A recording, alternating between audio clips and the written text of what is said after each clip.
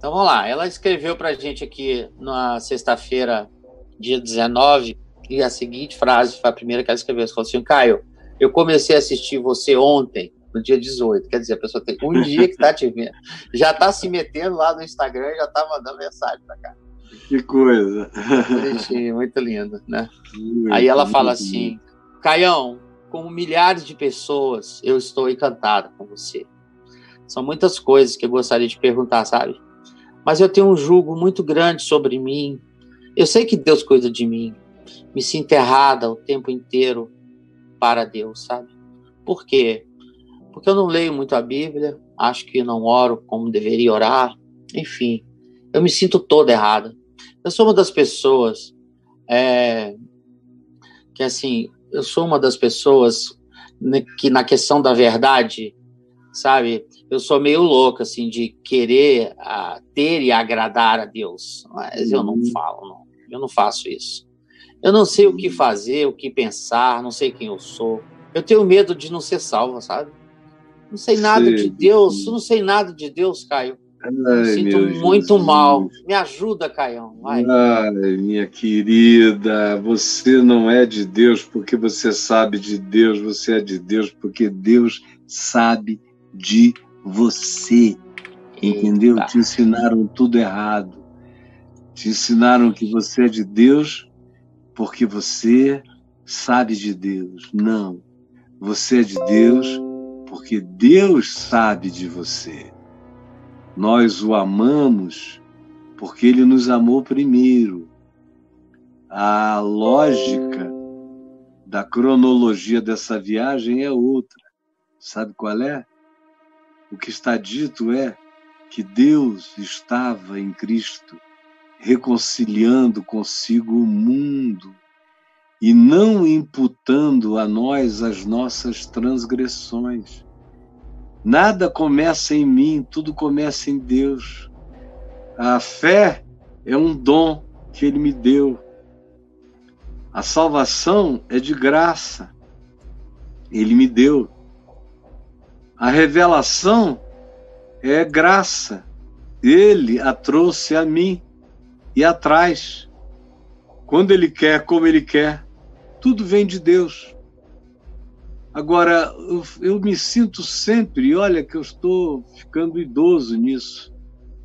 Idoso, não sou mais criança, mas eu sou um pastor, ajudador de pessoas desde a minha mais tenra juventude.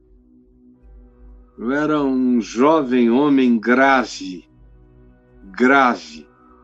pregando o evangelho, embora tão jovem e comprometido com as pessoas, mas até hoje eu não me acostumei.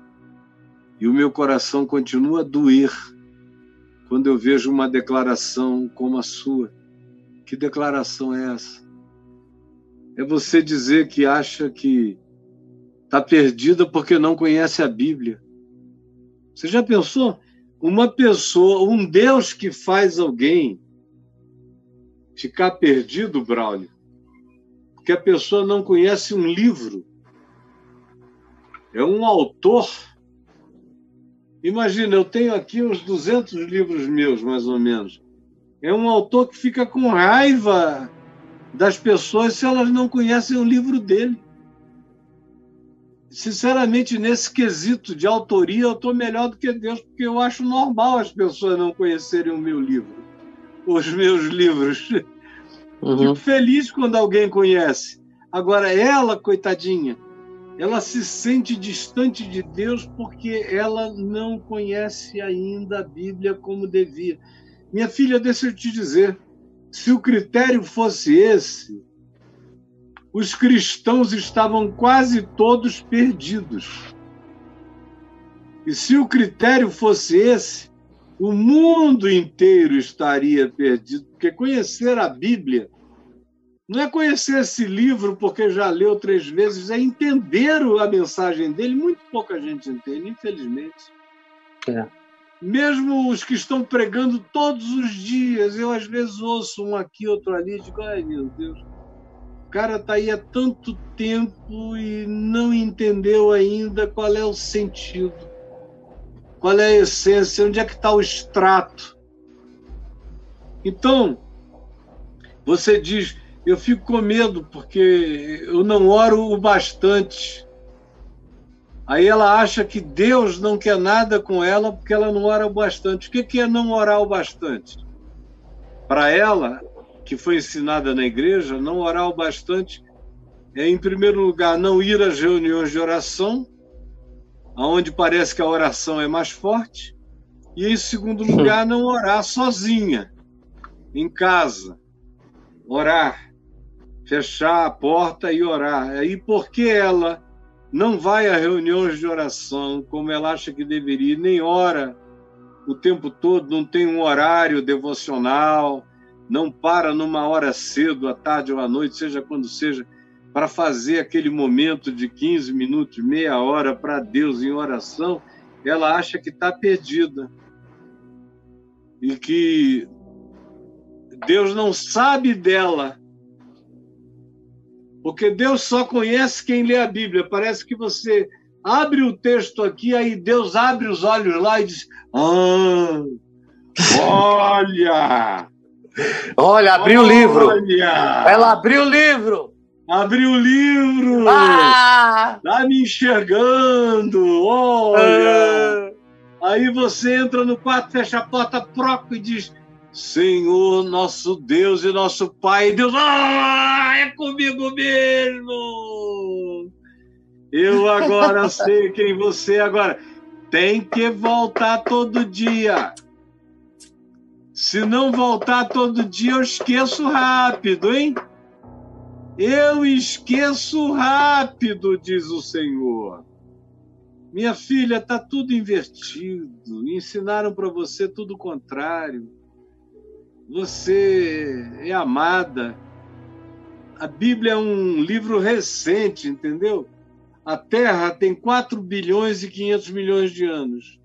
A civilização humana detectável está cada dia mais se chegando para trás do ponto de vista arqueológico, antropológico e paleontológico. Tem 200 mil anos de registro de presença humana criativa no planeta. Pelo menos, cada vez mais. Antigamente era 12, agora já são 200 mil anos. E a Bíblia começou a ser produzida em fragmentos. Fragmentos que foram sendo ajuntados pelos escribas de Israel.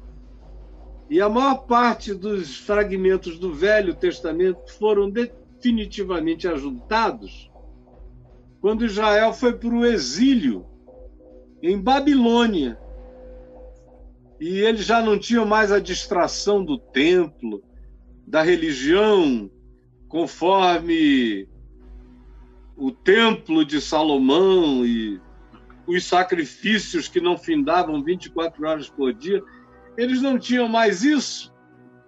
Começaram a se concentrar nas escrituras. E foi a época em que a maior parte dos livros e dos fragmentos dos livros foram colocados em ordens no Velho Testamento. Há 2.600 anos atrás. E olha, a Terra tem 4 bilhões e 500 milhões, a civilização humana 120 mil anos sem Bíblia, sem Velho Testamento. Aí a gente tem um interregno, Jesus vem, prega, ensina, diz tudo o que foi dito naquilo que a gente tem como 4 evangelhos aqui, mas o primeiro evangelho só foi vir a ser escrito aproximadamente 30 anos depois de Jesus ter dito a última palavra e ter ido aos céus. Os primeiros cristãos viveram sem nenhum evangelho 30 anos. 30 anos, você veja como um texto escrito é de uma utilidade enorme, mas ele não é a tua salvação, ele não é a palavra de Deus. Porque Deus ficou sem evangelho durante aqueles 30 anos?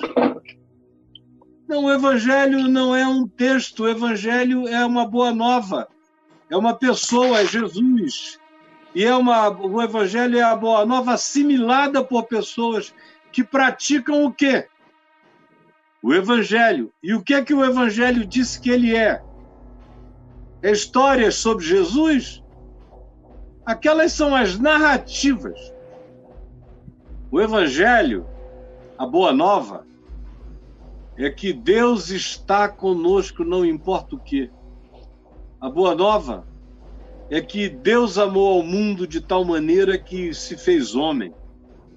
A boa nova é que, pela fé em Jesus, eu tenho meus olhos abertos para ver espiritualmente. Eu sou livre de medos que me prendiam, inclusive o medo da morte, porque a morte morreu em Cristo. A morte, sim, morreu na cruz. Eu tenho vida. E eu ressuscitei com Jesus. Isso é o Evangelho.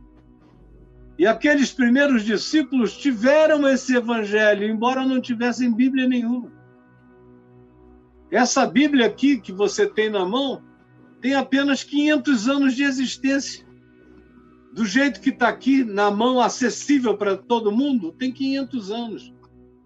Antes eram rolos, pergaminhos, livros separados, ninguém carregava tudo, ninguém tinha tudo. E você vem dizer que acha que Deus está zangado com você porque você não lê a Bíblia e porque você não entra no quarto ou não vai à reunião de oração? Minha filha, a relação com Deus é uma relação em espírito e em verdade. Ela não passa por dentro de um livro, nem passa por dentro de rito nenhum. O Evangelho é amor. Eu sou do Evangelho e pratico o Evangelho e leio o Evangelho na vida quando eu perdoo, quando eu amo, quando eu sou compassivo, misericordioso, quando eu sou humilde o bastante para aprender todo dia coisas novas. Isso significa que o Evangelho está em mim, que eu sou uma pessoa do Evangelho, quando eu sou solidário, quando eu socorro, quando eu tenho misericórdia em mim, quando a minha vida tem empatia, tem solidariedade que anda na direção da necessidade do próximo. Isso é Evangelho em mim, não é um livro, não são 4 livros, não é o Novo Testamento, nem a Bíblia toda. É Cristo em mim que se manifestou na vida de milhões de pessoas que nunca tiveram uma Bíblia. E os grandes manifestadores do Evangelho de Deus no mundo foram aqueles indivíduos que viveram sem nunca ter lido um Evangelho. Você acha que Paulo leu o Evangelho de Lucas? Ele influenciou Lucas. Lucas escreveu um Evangelho, mas provavelmente o Evangelho de Lucas tenha sido escrito quando Paulo já estava morto, decapitado por Nero. Você acha que Paulo leu todas as cartas, que Pedro leu todas as cartas de Paulo? Não, ele leu algumas e achou difícil de compreender.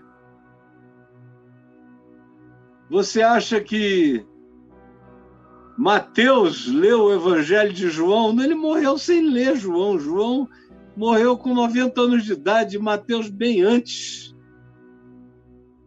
Eventualmente, a gente não sabe nem se João leu o Evangelho de Mateus, porque eles viviam distantes e as coisas eram difíceis de chegarem.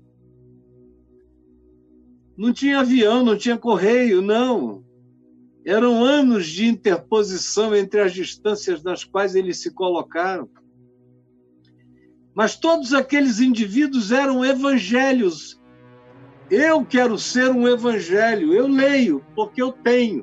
É um privilégio que eu tenho de ler, e ele está quase praticamente decorado em mim. E o que não é decorado em mim é verdade em mim, é sabido em mim. Mas é um privilégio de 500 anos para cá. Ter esse acesso todo, esses indivíduos todos que a gente respeita, e que, num certo sentido, praticamente venera, A maioria deles cresceu sem ler evangelho nenhum. Eles eram o evangelho. Eles eram os portadores da palavra. Eles eram os carregadores da boa nova.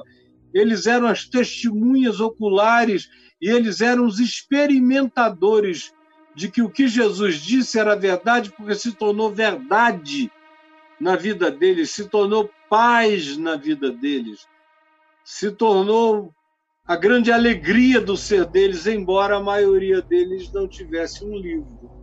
E quanto a orar, a gente ora o dia inteiro. Eu, pelo menos, estou orando aqui. Enquanto eu estou falando contigo, eu estou orando. Eu estou agradecendo a Deus por ter escolhido esse modo de responder a você. Eu estou agradecendo a Deus por esse modo de responder a você. Porque eu tinha trilhões de modos para responder a você e eu escolhi esse modo. Esse modo que não é o que eu digo todo dia, mas é importante que tenha sido dito como eu disse hoje a você. Então, apenas continue aqui com a gente, mergulhe aí no meu portal. Você no portal Caio Fábio tem milhares de textos para ler, tem uma lupinha lá que você pode fazer a pergunta que você queira sobre, por exemplo, como ler a Bíblia, como orar, como desenvolver a minha fé. Qualquer coisa que você queira botar aí nesse portal que está aparecendo diante de você, caiofabio.net, você vai encontrar resposta. O Braulio está lá pesquisando para você e por você, para ver se acha uma resposta. Qual é a resposta, Braulio? Eu coloquei uma das frases que você citou aí, coloquei como orar. 426, Caião. Só ir lá. Tem 426 ocorrências para como orar. Tá bom? Então, como desenvolver a minha fé? Você consegue perguntar isso? Como? Vamos lá. Vamos lá de novo. Desenvolver a minha fé. A minha fé. Como desenvolver a minha fé? 207, Caio. Olha aí. Tanto textos quanto vídeos para você. Então, entra lá. Eu fico feliz que você chegou anteontem, que o seu coração esteja cheio de estupefação com o Evangelho, não seja daqueles cuja raiz é rasa, seja daqueles que têm raiz profunda e que prosseguem, que crescem, que daqui a 1 ano estarão aqui, daqui a 10 anos estarão aqui, que não pararão mais a viagem. Eu espero que seja esse o seu caso. É o que eu desejo de todo o meu coração, tá bom, minha filhinha? E não fique preocupada, você está presa ainda aos laços e estruturas e dogmas e grilhões e algemas da religião. Você precisa aprender agora o significado libertador do Evangelho de Jesus, entendeu? É outra história totalmente diferente.